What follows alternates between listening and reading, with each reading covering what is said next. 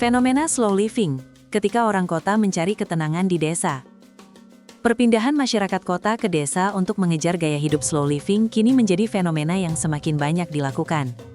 Banyak orang mulai mencari daya tarik hidup dengan keseharian yang lebih tenang dan selaras dengan alam. Berdasarkan data Badan Pusat Statistik atau BPS, memperkirakan sebanyak 56,7% penduduk Indonesia tinggal di wilayah perkotaan pada 2020. Persentase tersebut diprediksi terus meningkat menjadi 66,6% pada 2035. Sejalan dengan itu, Bank Dunia juga memperkirakan sebanyak 220 juta penduduk Indonesia akan tinggal di perkotaan pada 2045.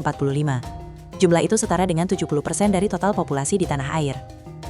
Sosiolog Universitas Padjadjaran atau Unpad, Yusar Muljadi, melihat perpindahan masyarakat kota ke desa untuk slow living didorong oleh berbagai faktor. Bisa jadi karena orang tersebut berasal dari desa, bermigrasi ke kota untuk bekerja, dan setelah pensiun, dia kembali ke desa untuk menjalani hidup dengan tenang pasca purna tugas, katanya. Ada juga yang memang memilih bermigrasi ke desa karena jenuh menghadapi ritme hidup yang menuntut serba cepat. Sebagian lainnya menganggap desa memiliki kualitas lingkungan yang lebih baik dibandingkan daerah perkotaan.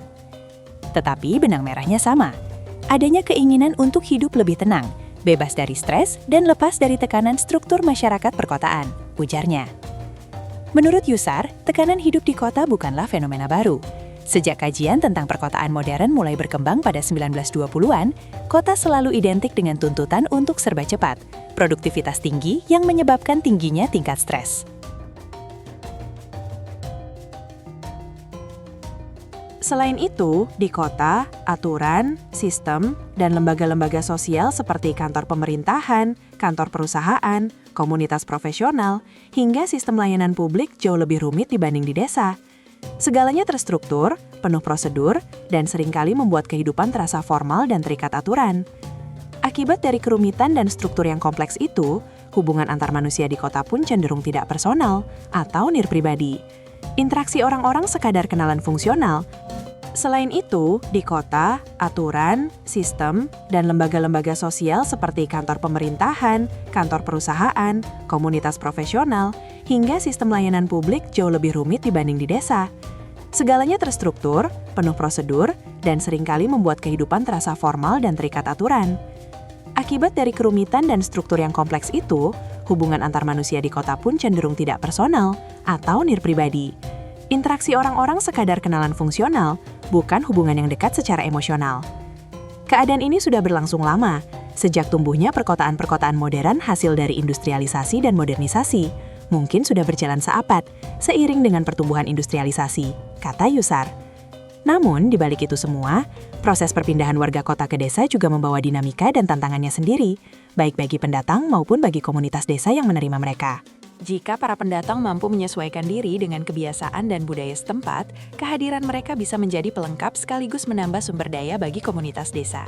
Sebaliknya, bila mereka tetap mempertahankan gaya hidup khas perkotaan dan tidak bisa berbaur, maka potensi gesekan sosial sangat mungkin muncul, meski bukan dalam bentuk konflik fisik. Misalnya, orang kota cenderung menjaga privasi dan lebih suka kunjungan yang terjadwal, sementara masyarakat desa terbiasa bertamu kapan saja dan berinteraksi secara spontan, bahkan masuk ke rumah atau dapur tanpa banyak formalitas. Bila pendatang tidak bisa menerima pola tersebut, misalnya menolak tamu di luar waktu yang dia inginkan, maka bisa dianggap sombong, tertutup, atau tidak mau bergaul. Akibatnya, warga desa menjadi enggan berinteraksi dengannya. Dalam situasi seperti ini, alih-alih mendapatkan ketenangan dari slow living, pendatang justru berisiko mengalami kesepian dan keterasingan di lingkungan barunya, ujar Yusar. Meski begitu, pertentangan nilai-nilai antara warga pendatang dengan penduduk desa sebenarnya bisa dikompromikan, terlebih jika area desanya sudah mengalami proses modernisasi kota. Namun pada masyarakat desa yang benar-benar belum tersentuh, mereka akan sulit menerima nilai-nilai baru. Akibatnya, banyak pendatang dari kota yang justru kesulitan hidup di desa karena tidak memiliki teman, tetap tidak berbaur dengan tetangga sekitar, dan dampaknya sulit mendapatkan akses kemudahan hidup. Untuk bisa beradaptasi dengan masyarakat desa, Yusar mengingatkan kembali pepatah di mana bumi dipijak, di situ langit dijunjung.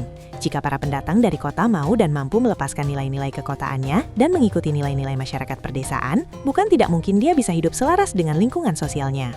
Umumnya, mereka yang lebih mudah beradaptasi adalah orang kota yang sebenarnya berasal dari desa. Mereka hanya perlu merecall kembali nilai-nilai yang dulu pernah mereka jalani, katanya.